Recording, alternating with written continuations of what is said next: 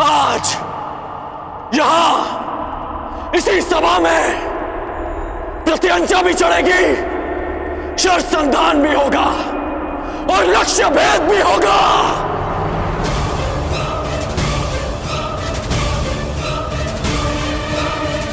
मैं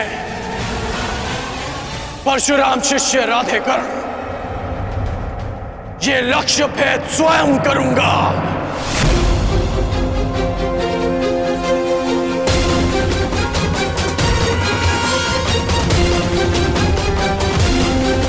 सखी, यदि तुम्हें ज्ञात हो कि अर्जुन जीवित है तो क्या करोगी? वो सब जो मेरे जीवन का उद्देश्य पूरा कर सके, जो कि अर्जुन से विवाह के पश्चात ही संभव है। तो फिर देखो सखी, वो तीसरा वीर जो इस परीक्षण में सफल हो सकता है,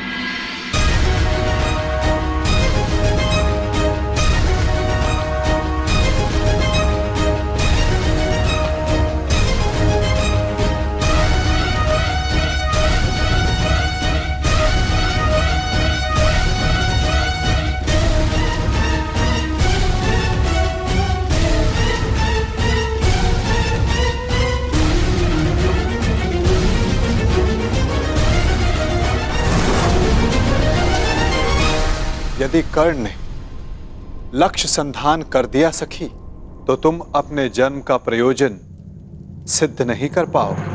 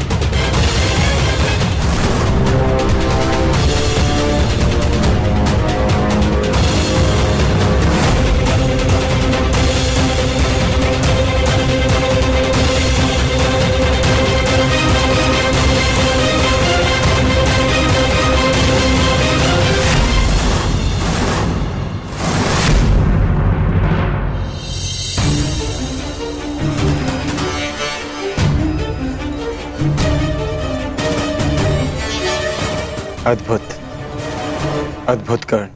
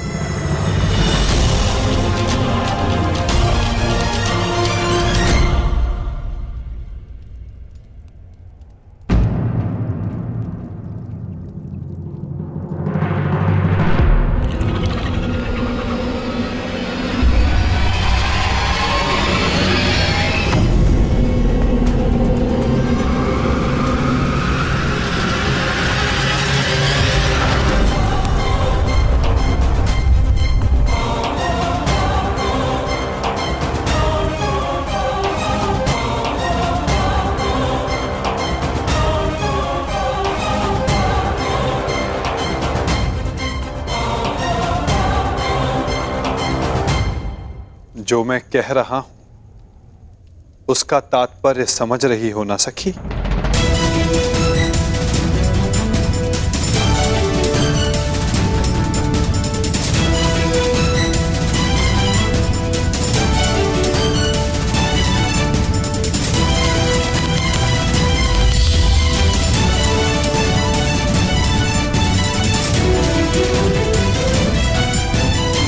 बिना देखे आपने लक्ष्य संधान कैसे किया? आपके नेत्रों में देखकर।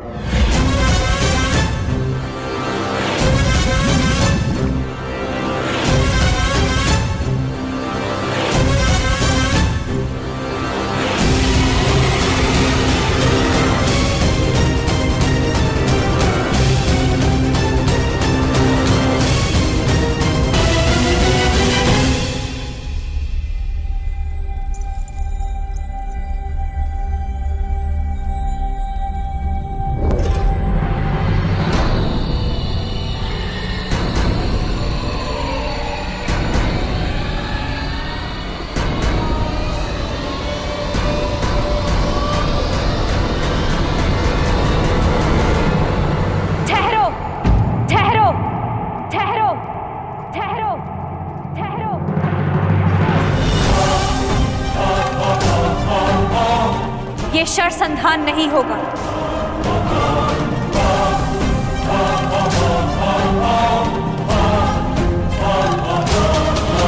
परंतु क्यों?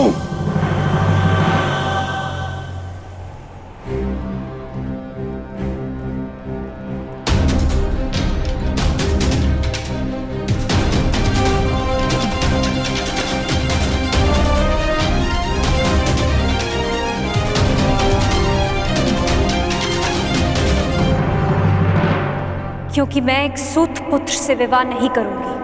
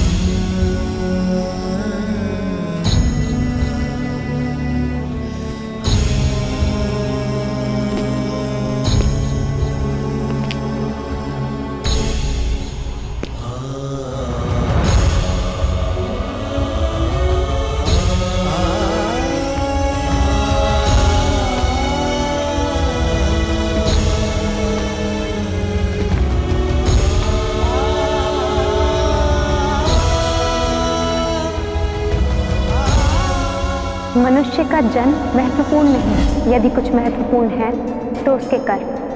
कर्म शब्दों से अधिक श्रेष्ठ माध्यम है मनुष्य और उसकी योग्यता के परिचय का।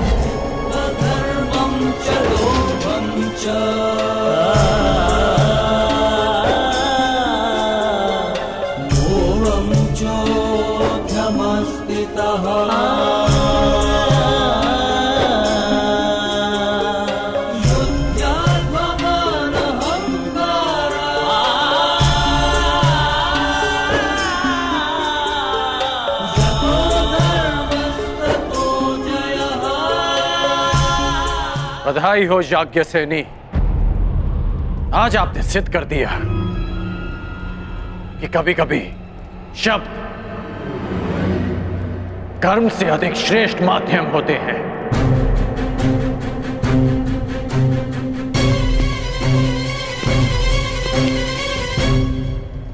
व्यतीत ना होकर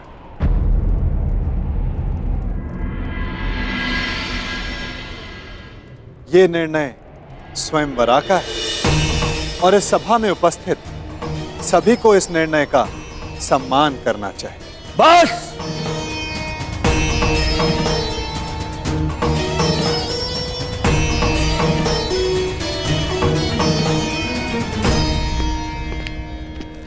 बस पांचाल नरेश, बस। ये कैसा खेल है? आप अपनी पुत्री का विवाह करवाना चाहते भी थे या नहीं?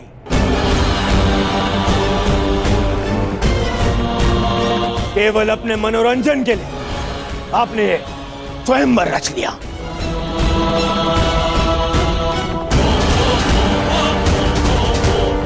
आपने आर्यव्रत के बड़े बड़े शूरवीरों को यहां आमंत्रित किया।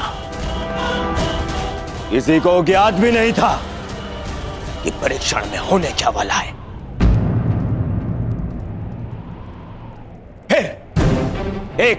एक विचित्र सी शर्त रख दी आपने स्वयंवर की, और जब अंगराज इस परीक्षण में सफल होने वाले थे तो आपकी पुत्री द्रौपदी ने इन्हें रोक दिया।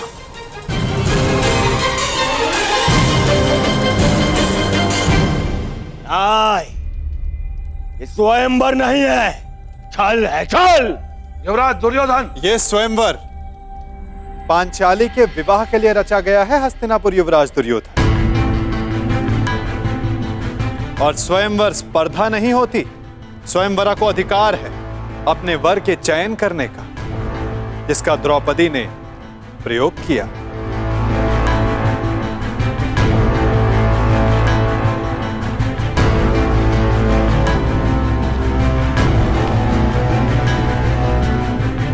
और रही बात छल की राजकुमार दुर्योधन, तो छल किसने किया, कहां किया, कब किया, उस विषय में कदाचित आप इस भरी सभा में बात नहीं करना चाहेंगे, है ना युवराज दुर्योधन?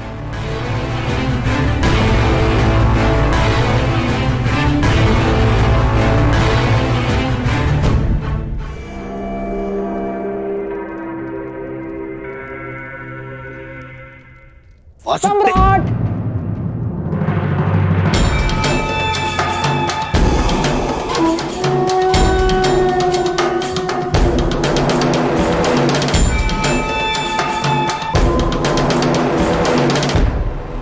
मैं यहां उपस्थित सभी राजवंशियों की ओर से कुमारी द्रौपदी के निर्णय का समर्थन करता हूं।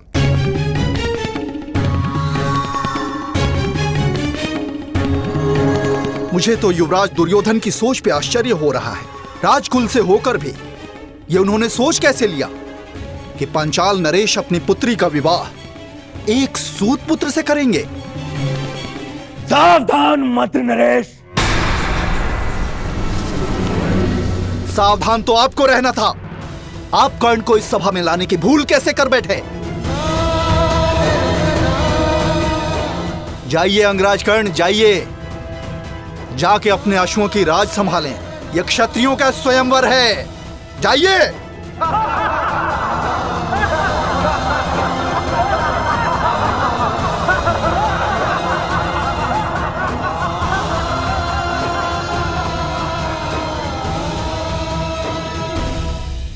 हाँ, हाँ, हाँ, मैं एक सूत पुत्र हूं।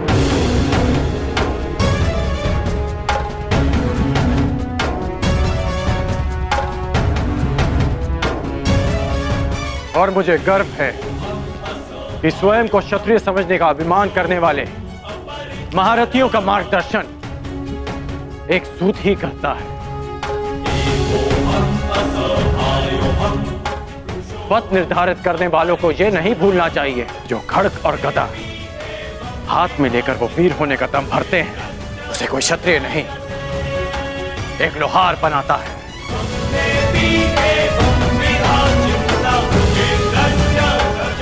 जो अन्न वो खाते हैं उसे किसान उपजाता है।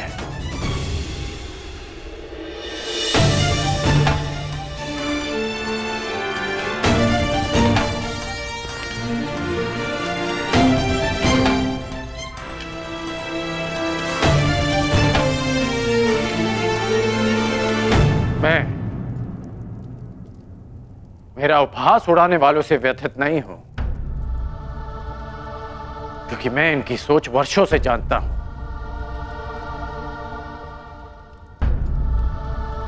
मैं आपसे निराश हूं,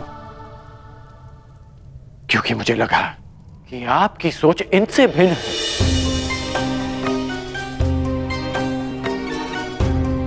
इस अपमान को सहने की क्षमता स्वयं में लाने के लिए मुझे वर्षों लग गए, परंतु आश्चर्य इस बात का है कि एक सूत का अपमान करना, उससे घृणा करना, कुछ दिन पहले जन्मी पांचाली इतना शीघ्र सीख गए? कैसे?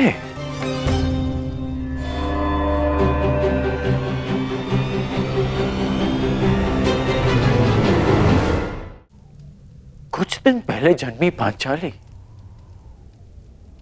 इतना शीघ्र सीख गए? कैसे?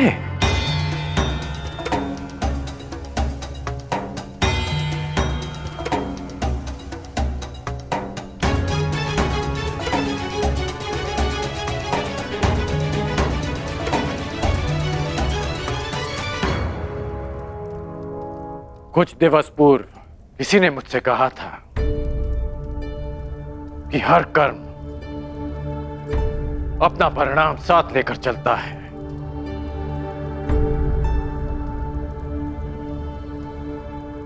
तो सुनिए याज्ञसेनी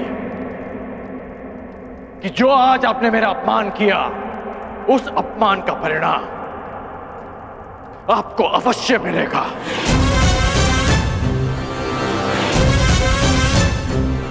इस कर्म का फल आप अवश्य भोगेंगे।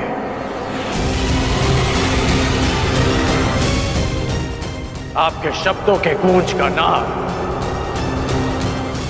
जीवन भर आपको सुनाई देता रहेगा। स्मरण रहे।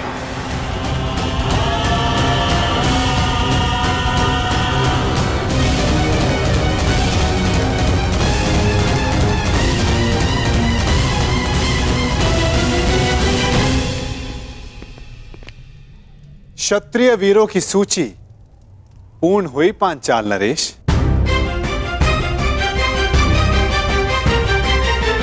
प्रतीत होता है कि अब और कोई नहीं जो इस परीक्षा में सफल हो सके। तो क्या स्वयंवर निरस्त कर दिया जाए पांचाल नरेश? नहीं केशव, यदि स्वयंवर निरस्त कर दिया गया तो पांचाल का बड़ा अपयश होगा। कोई उपाय सोचिए।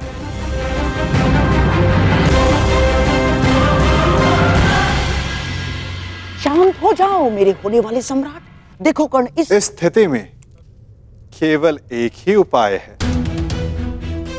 स्वयंवर संपन्न हुआ, हमें यहां से चलना चाहिए। कि स्वयंवर सर्वसाधारण के लिए खोल दिया जाए।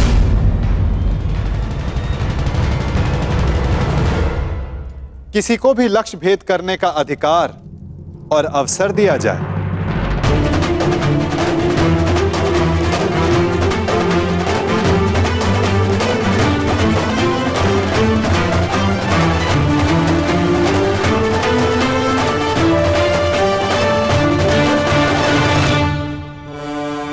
एक ही उपाय है।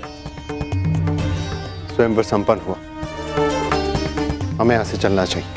कि स्वयंवर सर्वसाधारण के लिए खोल दिया जाए। किसी को भी लक्ष्य भेद करने का अधिकार और अवसर दिया जाए।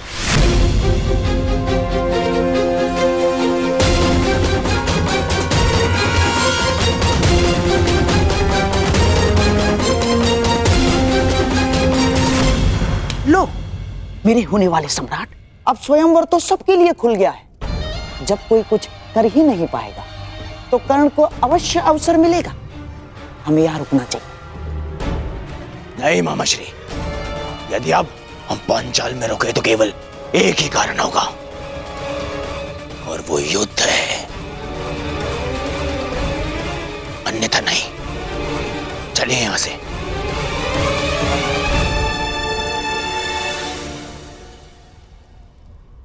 अब तो स्वयंवर सबके लिए खुला है, फिर भी कोई समक्ष नहीं आ रहा। क्या मेरी पुकार योद्धाओं तक नहीं पहुंच पा रही?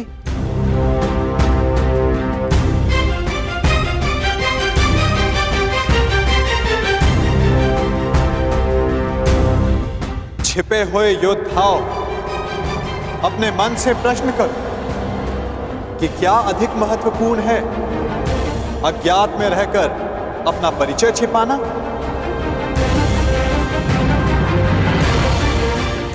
पराक्रम से अपना अधिकार पाना, अपनी श्रेष्ठता सिद्ध करना? क्या कोई योद्धा नहीं जो ये लक्ष्य साध सके? क्या किसी की भुजाओं में बल नहीं? यदि है तो मैं उसका आवाहन करता हूं। अर्जुन, आगे बढ़ो।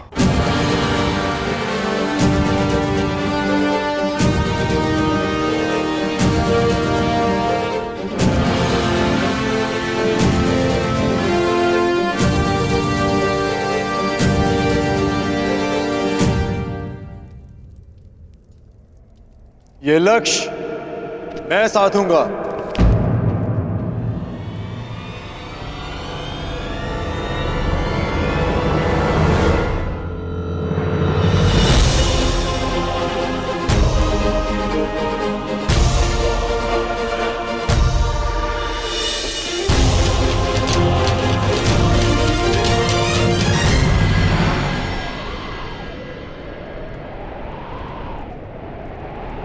जब वो क्षण आएगा तुम्हें स्वयं अनुभूत हो जाएगा सखी।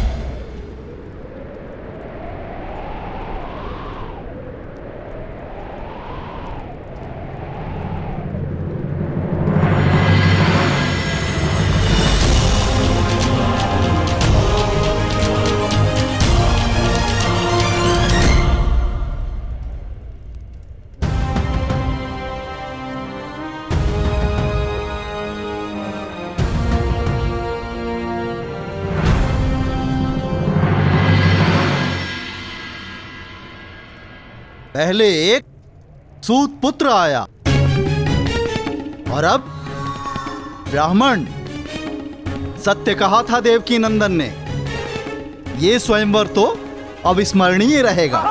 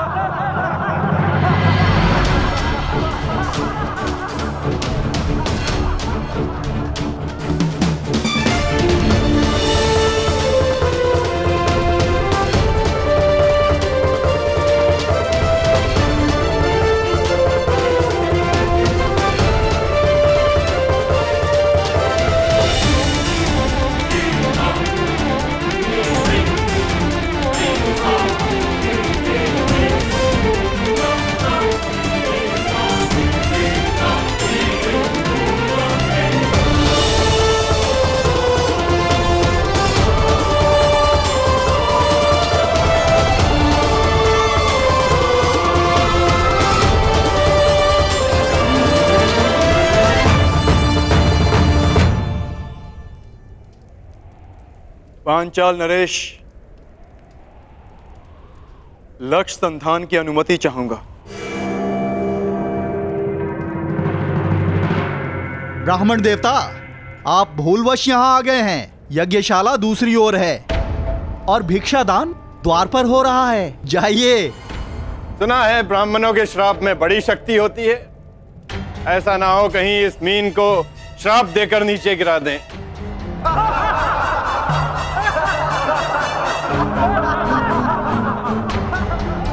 ब्राह्मण युवक, क्या तुम विवेक से यह निर्णय ले रहे हो? कदाचित तुम्हारी शिक्षा दीक्षा, पालन पोषण इस परीक्षा के अनुरूप नहीं है। यहां उपस्थित सारे योद्धाओं का परिणाम तो तुम देख ही चुके हो।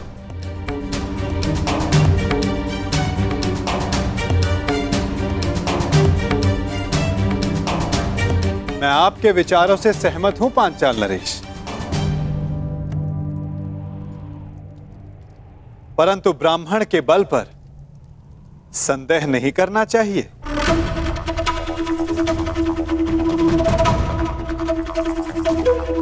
मानसिक दृष्टता शारीरिक बल से अधिक प्रभावी होती है।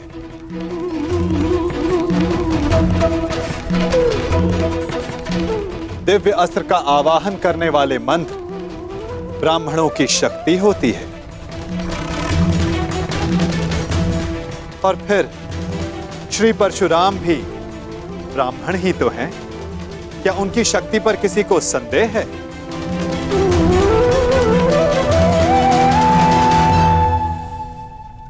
वासुदेव,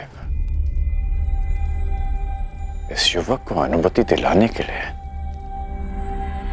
इतना बल क्यों दे रहे हैं? छोड़ो ना मित्र, जितना अपमान सहना था सह लिया। अब यहां रुकने का कोई अर्थ नहीं। चलो यहां से। रुको, मैं ये देखना चाहता हूं कि यहां क्या होने जा रहा है।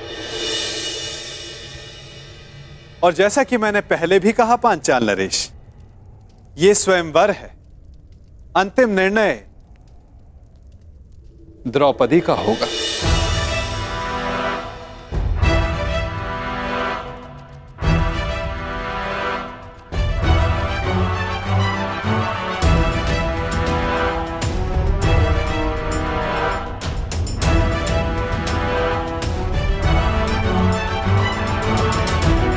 याज्ञसेनी, क्या तुम इस ब्राह्मण युवक को अपना कौशल सिद्ध करने का अवसर देना चाहोगी?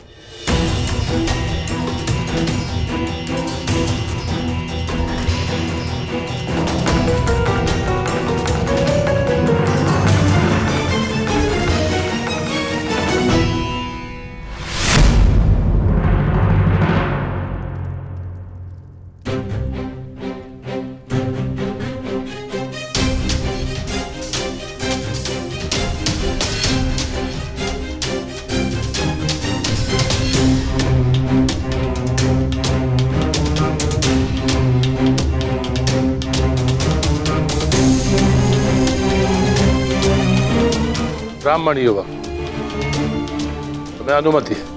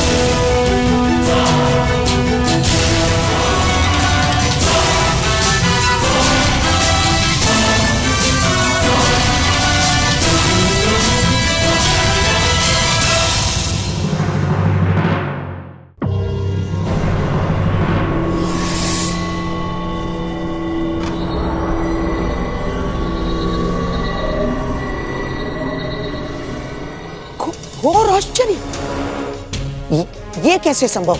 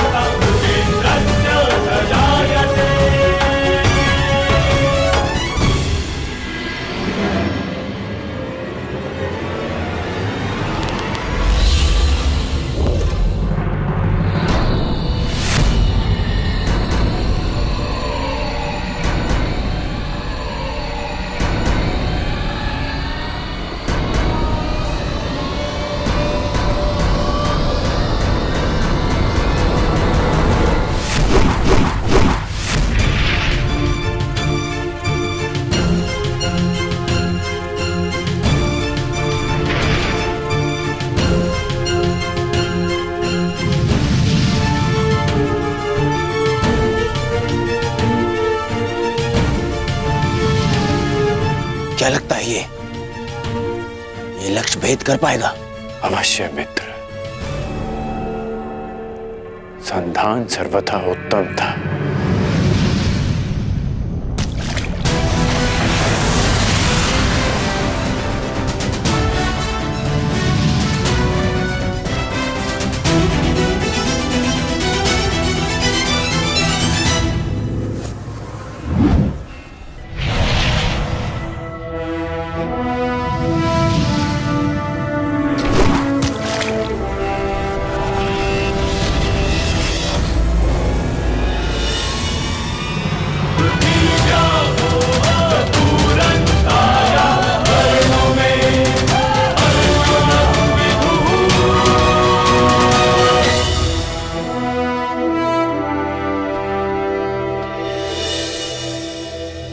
अब अपने वर का चयन तुम्हारे हाथों में है सखी। क्या तुम इस युवक का चयन करोगी? ये चयन तो युगों पूर्व हो चुका है केशव। मैंने ये जन्म सिर्फ ये अनुभव करने के लिए लिया है कि क्या मेरा चयन उचित था।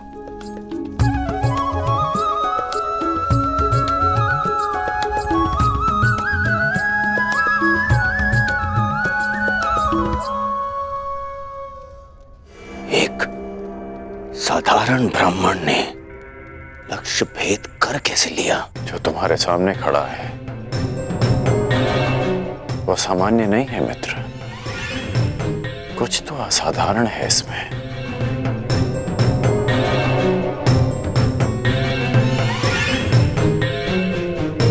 जो मैं अनुभव कर रहा हूं वो असंभव से भी परे है।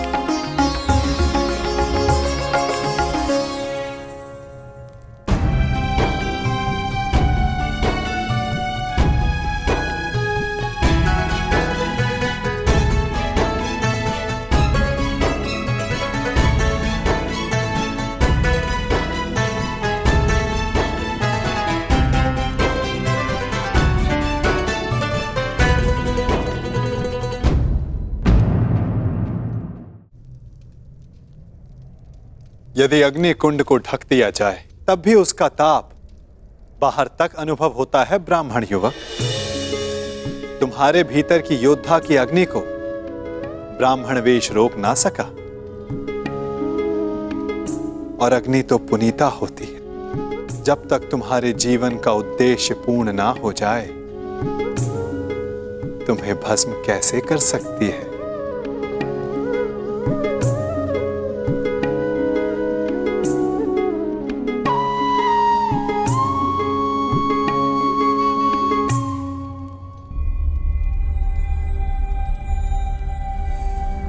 इतने विरोधियों के मध्य से स्वयंवरा को ले जाने का अनुभव मेरा भी रहा है।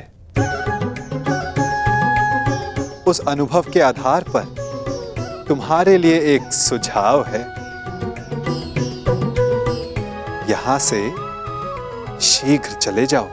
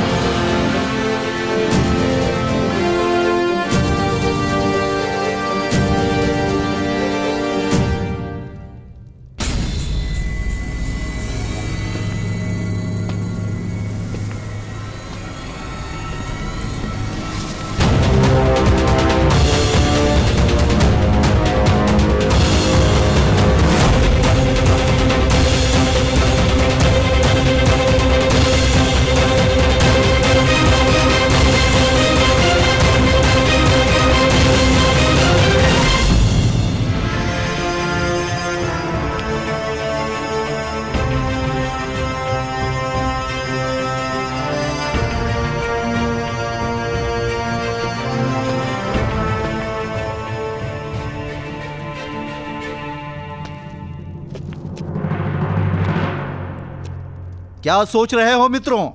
क्या मुख लेके जाओगे अपने प्रजाजनों के सम्मुख? जब वो पूछेंगे कि स्वयंवर में क्या हुआ, तो ये गाथा बताओगे कि हम महाबली एक धनुष तक ना उठा सके और हमारी नाक के नीचे से भिक्षा पे जीवन व्यतीत करने वाला एक ब्राह्मण पांचाली को लेके चला गया। अगर पांचाली हमारी न हुई तो किसी की नहीं होगी। हम उस ब्राह्मण का वध कर देंगे। मुझे अनुभव हो रहा है कि शीघ्र ही यहाँ कुछ अशुभ घटित होने वाला है। अशुभ तो घटित हो चुका है मित्र। एक साधारण ब्राह्मण हम क्षत्रियों के माथे पे कलंक लगा गया, और मैं ऐसा नहीं होने दे सकता, कदापि नहीं। मित्र, कुछ अनुचित मत कर बैठना। स्मरण रहे कि इस ब्राह्मण युवक ने परीक्षा में सफल होकर द्रौपदी का वर्ण किया। कैसे भूल जाऊं अपना अपमान, हस्तिनापुर का मान, तुम्हारा अपमान। चलो क्षत्रिय वीरों, हो तो अपने माथे का कलंक। चलो।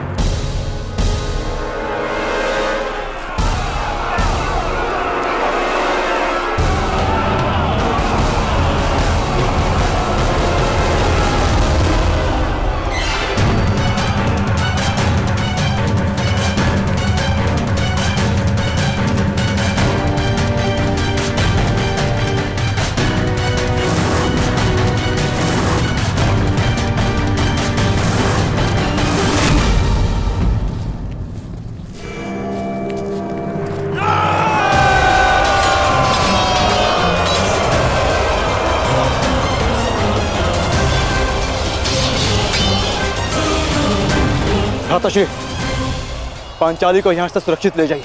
मैं भी युद्ध कर सकती हूँ। मुझे तुम्हारी क्षमता पर संदेह नहीं है पांचाली, परंतु तुम्हें भी अपने वर की योग्यता पर संदेह नहीं होना चाहिए। जब तक मेरी भुजाओं में बाण चलाने की शक्ति और छाती पर घाव सहने की क्षमता, तुम्हें अस्त्र उठाने की आवश्यकता नहीं पड़ेगी।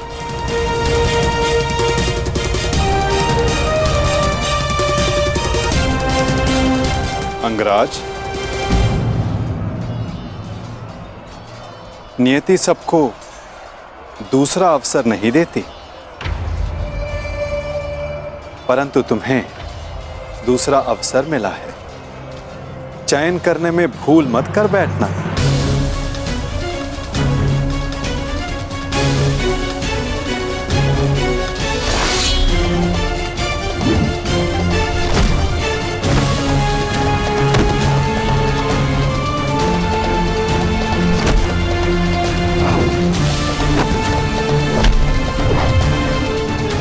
कर्ण, योद्धा का मन सदा युद्ध करने को ललायित रहता है, परंतु जैसे मैंने जरासंध से कहा था कि योद्धा वही होता है जो जब तक हो सके युद्ध को टाले।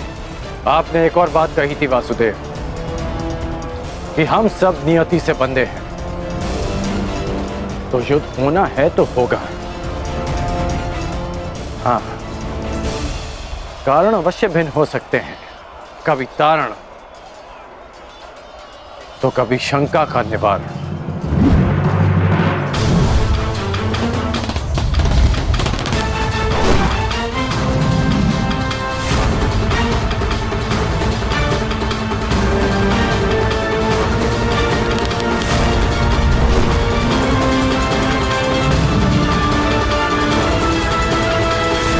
कैसी शंका अंगराज?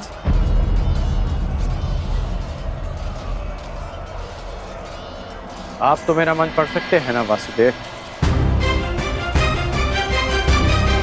तो बताइए कि जो मेरे मन में चल रहा है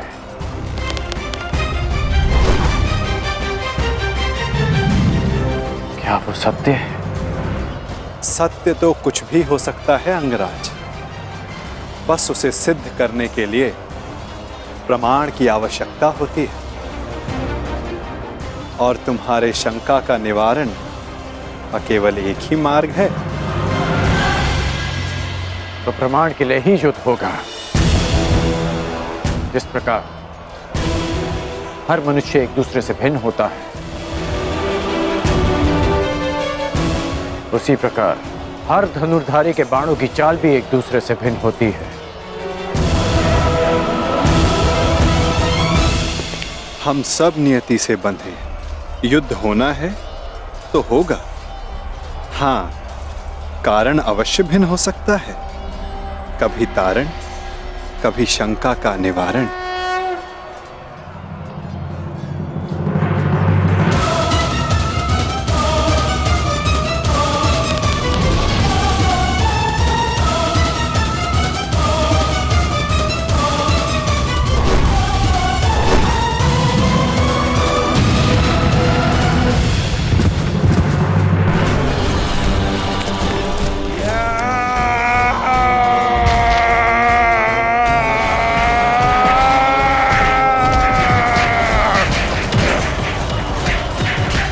रुको ब्राह्मण पुत्र,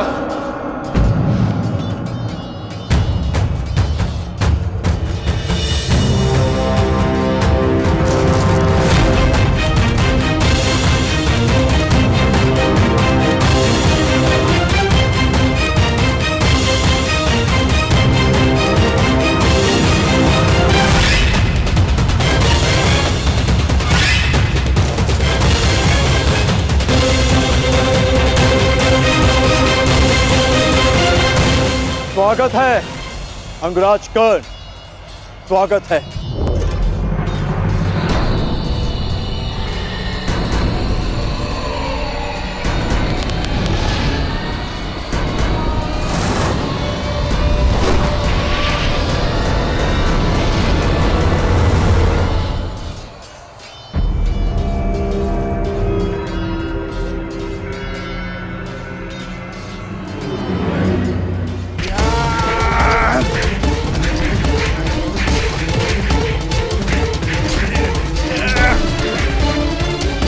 भूखे हो, बड़े भूखे हो ब्राह्मण। अभी ये वृक्ष उखाड़ रहे। अरे हाँ, तुम्हें देखकर मुझे एक मूर्ख का स्मरण होता है, वो भी भोजन के लिए सदैव व्याकुल रहता था। अरे महाकाय ब्राह्मण, बालकों पर क्यों प्रहार कर रहे हो? आओ, मुझ पर प्रहार कर, आओ। इससे अवसर की मैं कब से प्रतीक्षा कर रहा था।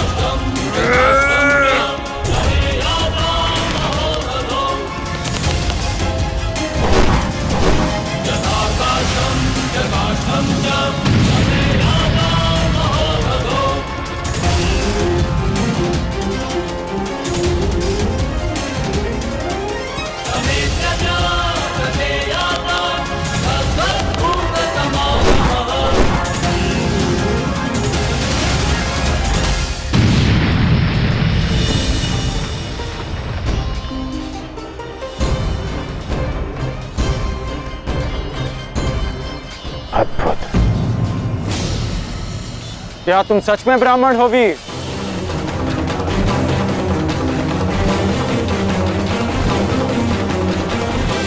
क्या तुम सच में ब्राह्मण हो वीर? सोच लो, कभी कभी असत्य वचन का बहुत भारी मूल्य चुकाना पड़ सकता है।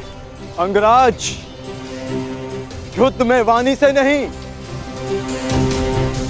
धनुष से काम लो, अन्यथा यही तुम्हारे अंतिम शब्द सिद्ध होंगे।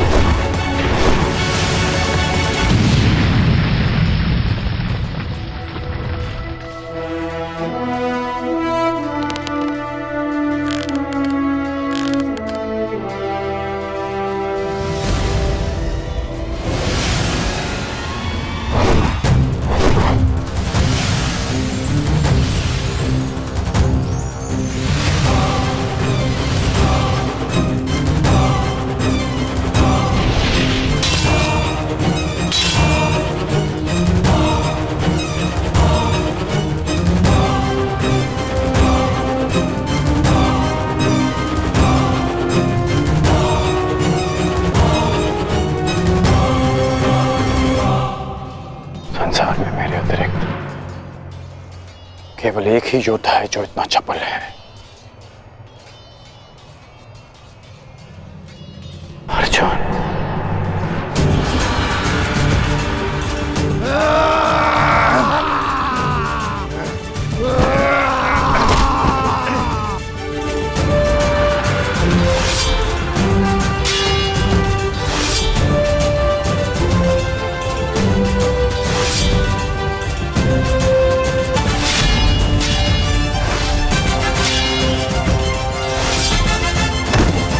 पांडव लाक्षागृह से जीवित बच निकले।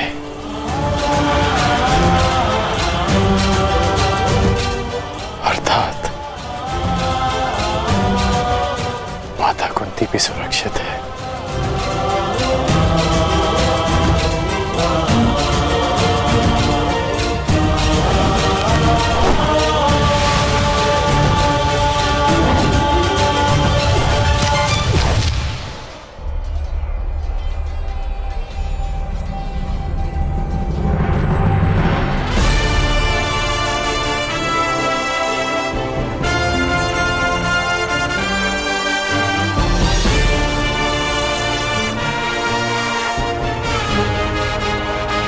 मैं समझ गया हूं कि तुम एक महान योद्धा हो ब्राह्मण,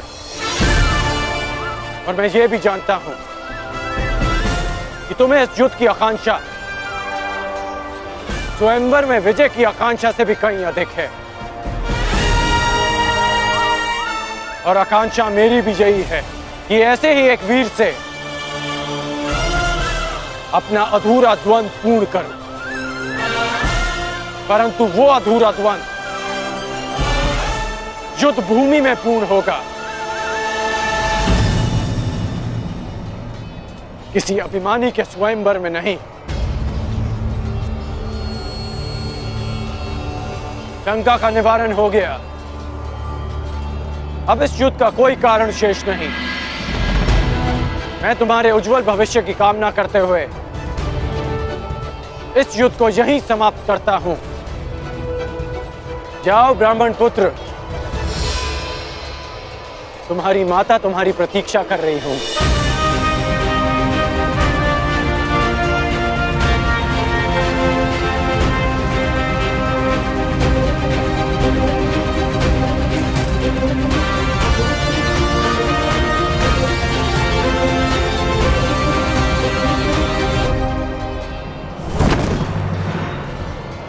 रुक जाओ मित्र,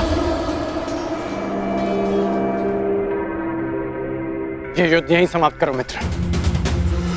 विजेता को अपनी स्वयंवर आदर से ले जाने दो मित्र। नहीं मित्र, हम इन्हें मित्रों में वाद परिवाद नहीं होता। ये ब्राह्मण अपने उपहार का अधिकारी है।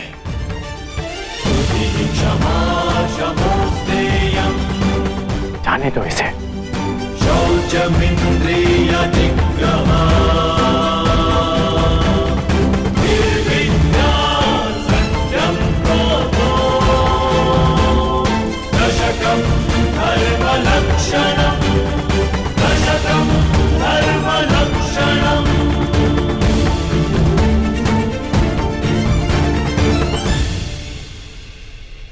माता कुंती और पांडव जीवित हैं।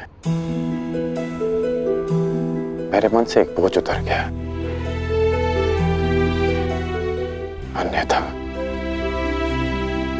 लाक्षागृह की वो अग्नि मेरे मन को सदैव जलाती रहती।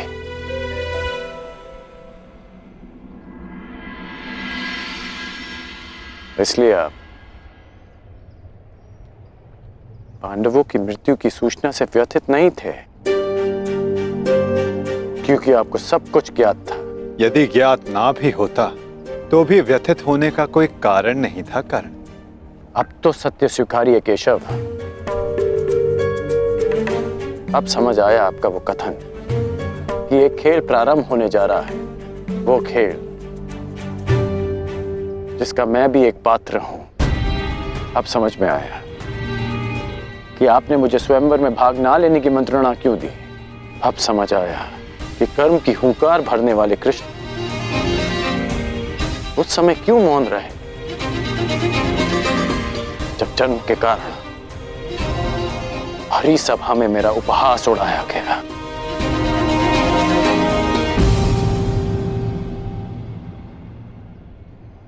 अर्जुन के लिए ही ना नटवर।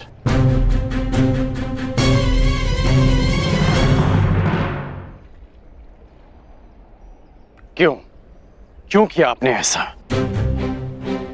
केवल अर्जुन को स्वयंवर में जिताने के लिए?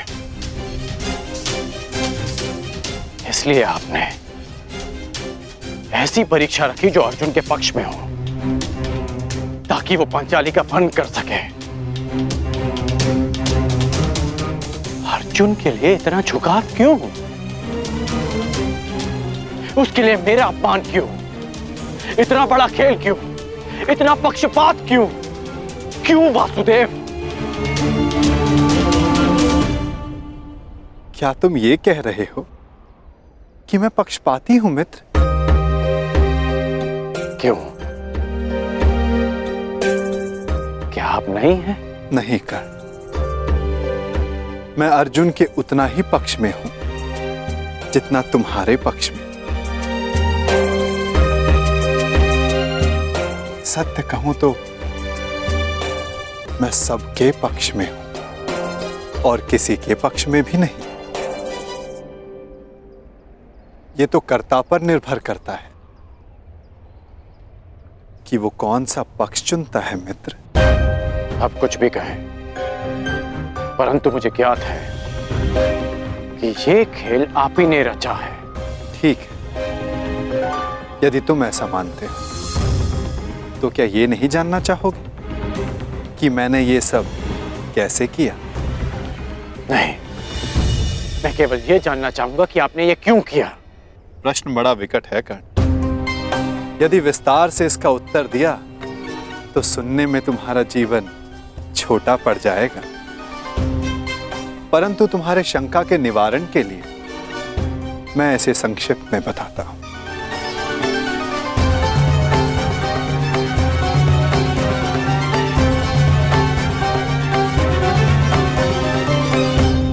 एक महाचक्रवात आने को है कर्ण, ऐसा विकराल चक्रवात जिससे कोई भी सुरक्षित नहीं रह पाएगा।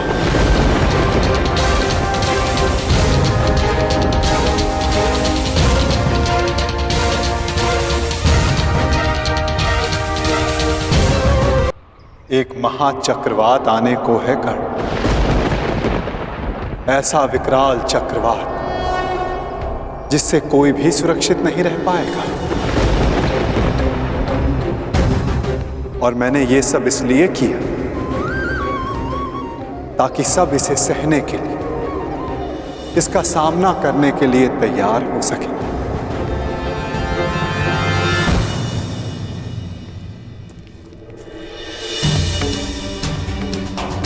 माताश्री, अब हमारे पीछे कोई नहीं। परंतु हमें शीघ्र ही जाना होगा ना। माता प्रतीक्षा कर रही होंगी। हमारे विलंब से चिंतित हो जाती हैं वो।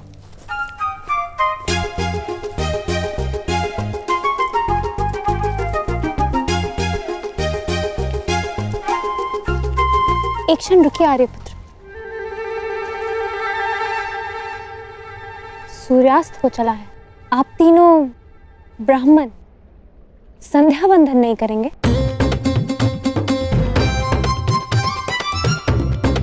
कोई ब्राह्मण किसी भी परिस्थिति में संध्या बंधन नहीं भूलता।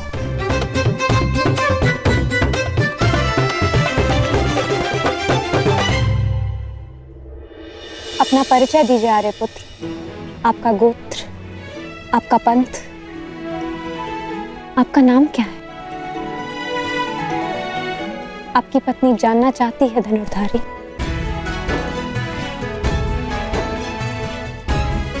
अपनी पत्नी से भी अपना नाम छुपाने का क्या कारण हो सकता है? उस पत्नी से जो कदाचित आपको पहचान चुकी है।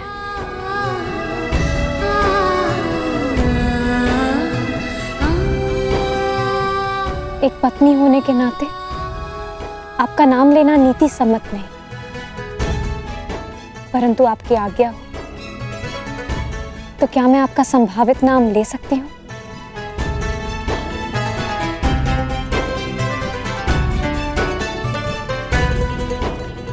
याज्ञसेनी द्रौपदी अपने महाधनुर्धारी पति पांडुपुत्र अर्जुन को प्रणाम करती है।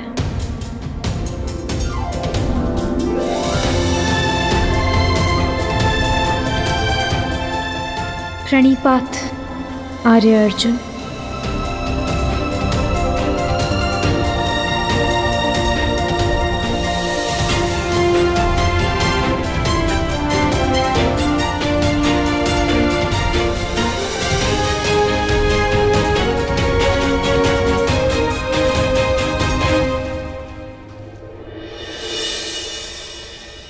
तो आप उस भीषण चक्रवात के लिए सबको तैयार कर रहे हैं? सबको, एक पाषाण को भी और एक पंख को भी। शीघ्र हस्तिनापुर लौट जाओ कर और तैयार रहो, चूंकि नियति की जो आंधी आने वाली है वो पाषाण और पंख में अंतर नहीं करेगी कर्ण।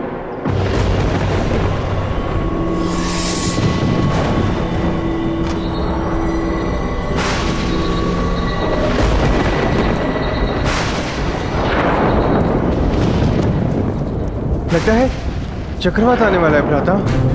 चिंता मत करो नकुल, हम समय पर घर पहुंच जाएंगे। परंतु माता से कहेंगे क्या? कहना क्या है? उन्हें चकित कर देंगे। हाँ, चकित ही सही, परंतु माता के मुख पर मुस्कान तो आएगी।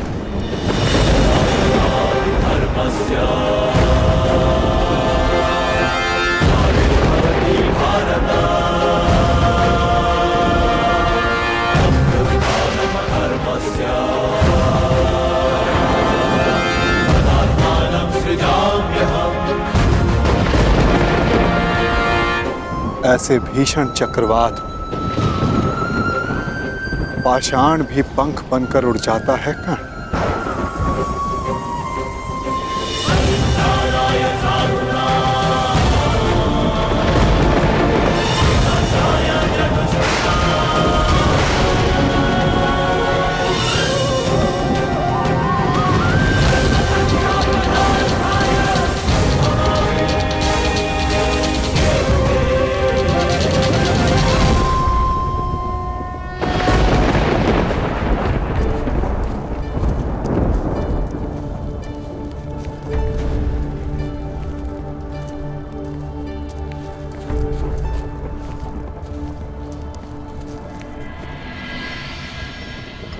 माता देखिए, आज हमने भिक्षा में क्या प्राप्त किया है।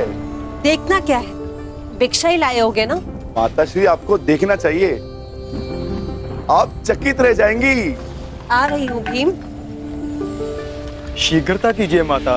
ऐसी भी क्या शीघ्रता, जो भी लाए हो तुम पांचों भाई सदा की भांति उसे आपस में बांट लो।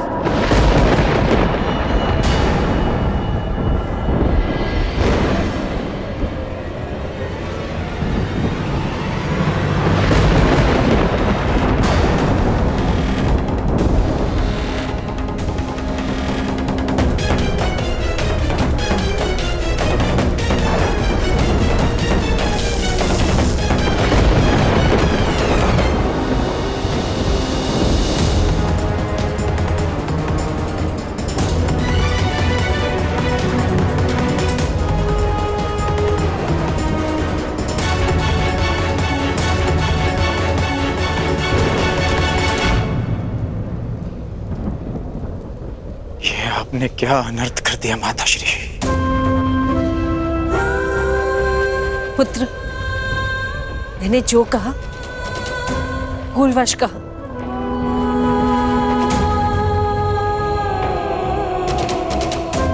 वही कहा जो तुम सबसे प्रतिदिन कहती थी। इसका अर्थ ये नहीं कि मेरी बात पाषाण की रेखा है। मैंने जो कहा उस बात का विस्मरण कर लो। जिस प्रकार हर एक कर्म का अपना एक फल होता है,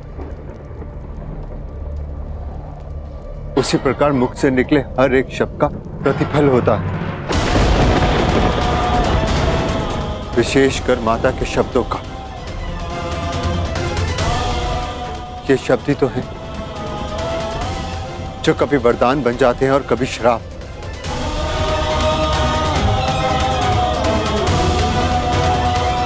माता का वाग्दान माता की आज्ञा है, जो ना तो कभी भुलाया जा सकता है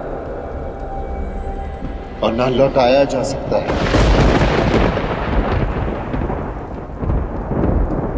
परंतु भ्राताश्री, उन शब्दों का विस्मरण करना होगा। एक स्त्री 5 पुरुषों से विवाह कैसे कर सकती है? अद्भुत!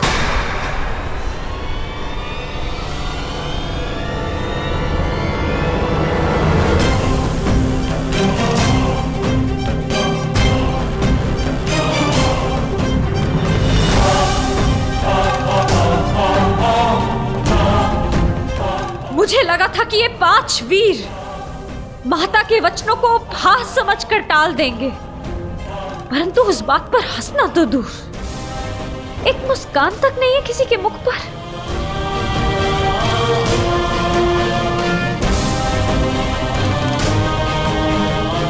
मुझे तो लगा था कि आप सब मुझे सांत्वना देंगे कि पांचाली, माता श्री ने भूलवश जो भी कहा उससे व्यथित ना हो, परंतु आप सब ये मंत्रणा कर रहे थे कि 5 पुरुष एक स्त्री से कैसे विवाह करेंगे।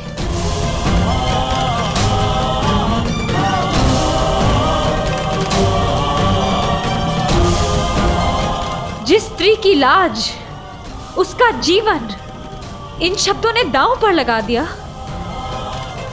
उसकी तनिक भी चिंता नहीं किसी को। स्त्री को भिक्षा की रोटी समझ लिया आप सबने।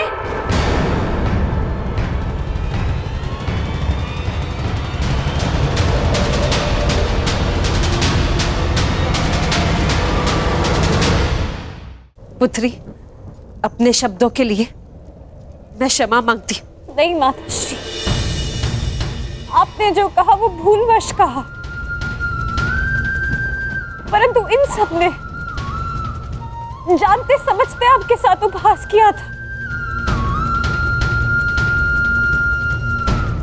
मेरी क्या भूल है माताश्री कि ये 5 भाई ये विवाद कर रहे हैं कि मुझे कैसे बांटना है।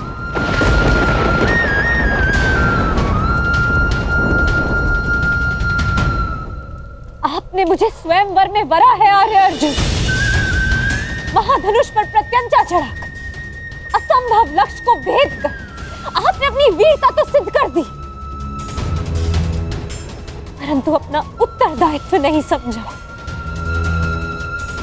जिसके बाणों ने आर्यव्रत के समस्त वीरों के बाण काट दिए, वो अपनी माता के वचनों को क्यों नहीं काट सका?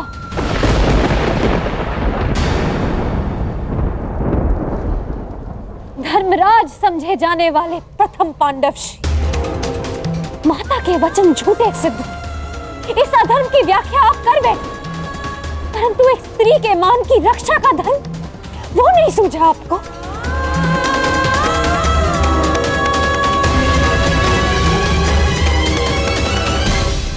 एक परिणीता विवाह के पश्चात जब अपने ससुराल आती है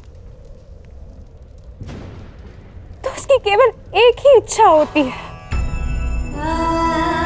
कि उसका नया परिवार उसके घर में उसका स्वागत करे।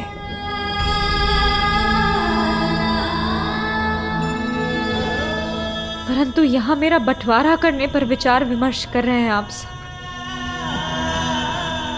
अपनी माता को चकित करने के प्रयास में।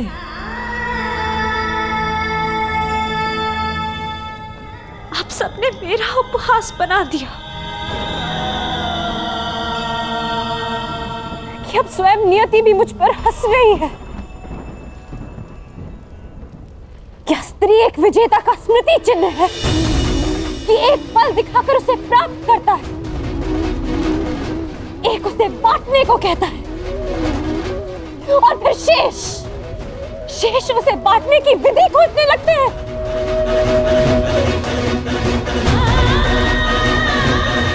महाबलशाली वृकोदर भीम, जिसने एक विशाल वृक्ष उठाकर मेरी रक्षा की चुनौती ली थी, पवन वेग से युद्ध किया, क्या वो उस पांचाली को उसका मान बनाए रखने का आश्वासन नहीं देगा? जो पांचाली नियति की आंधियों में उड़ी जा रही है, क्या यही इस पांचाली का प्रारब्ध है आर्या?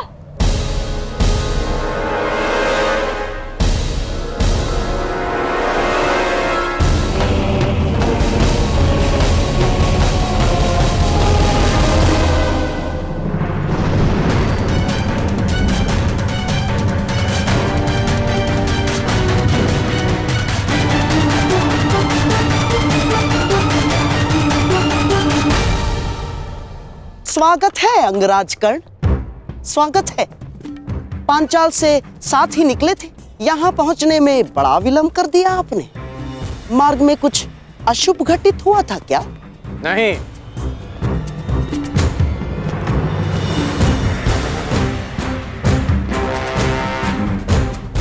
परंतु आपके इस भांति मार्ग में आने का अर्थ है कि यहाँ अवश्य कुछ अशुभ घटित होने वाला है। तुम्हारी विलक्षण बुद्धि को देखकर कभी कभी मुझे आश्चर्य होता है कि क्या तुम सचमुच सूत पुत्र ही हो? और एक बात, क्या द्रौपदी का वरण करने वाला वो युवक सचमुच ब्राह्मण पुत्र था अंगराज? है? और प्रश्न तो ये भी उठता है कि अर्जुन जैसे महाधनुर्धर का सामना करने में सक्षम कर्ण ने उस ब्राह्मण से युद्ध क्यों नहीं किया? अर्थात परशुराम शिष्य को पराजय का भय हो ही नहीं सकता। तो उस युद्ध से पीछे हटने का कारण क्या था अंगराज कर्ण? क्योंकि एक सच्चा योद्धा युद्ध नीति का पालन करता है, वो ना कारण किसी से युद्ध करता है और ना किसी का अधिकार छीनता है। उस युवक ने अपने बल और कौशल से वो स्वयंवर जीता है। परंतु ये बात आप कैसे समझ सकते हैं? क्योंकि हाथों में बांसे रखकर षड्यंत्र रचने वाला एक सच्चे योद्धा का मन नहीं समझ सकता।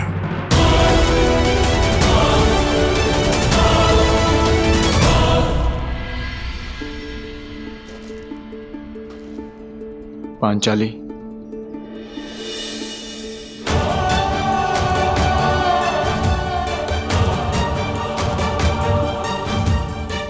मुझे क्षमा कर दो पांचाली। किसी का मंतव्य तुम्हें ठेस पहुंचाना नहीं था।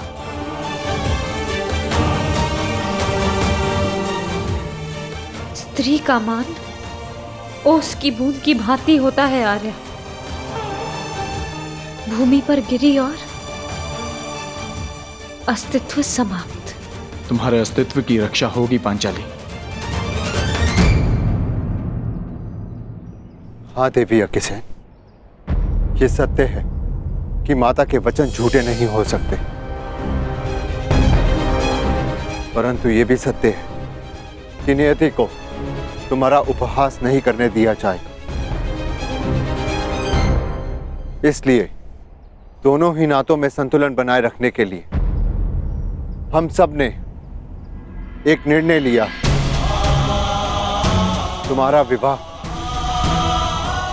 अर्जुन से ही होगा, ताकि तुम्हारा मान बना रहे और माता के शब्द झूठे ना हो। इसलिए शेष 4 भाई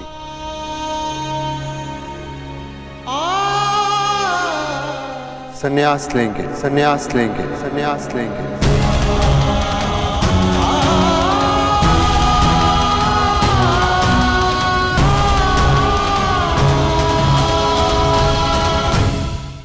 संन्यास लेंगे, संन्यास लेंगे, संन्यास लेंगे।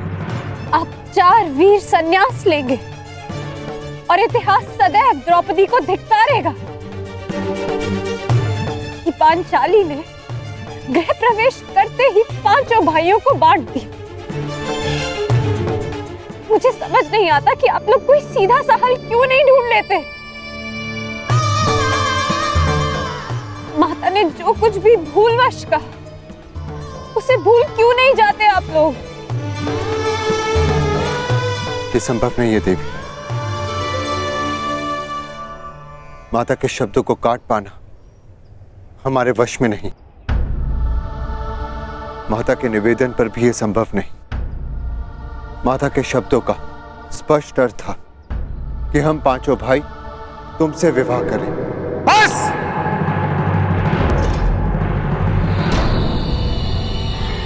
अब एक भी शब्द और मत कहना दुस्साहसी ब्राह्मण।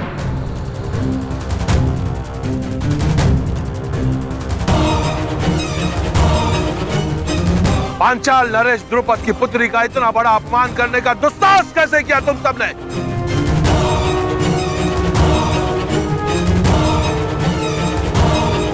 यह तो ईश्वर की कृपा है कि मैं यहां अपनी पुत्री का कुशल क्षेम पूछने आ गया, अन्यथा तुम सब अनर्थ करने जा रहे थे। पुत्री, तुम इसी क्षण पांचाल की ओर प्रस्थान कर रही हो और मैं युद्ध में इन सब का वध करूंगा।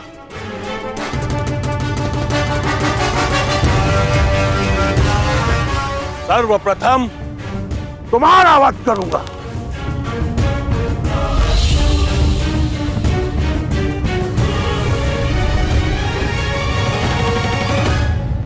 ठहरिए पांचाल नरेश।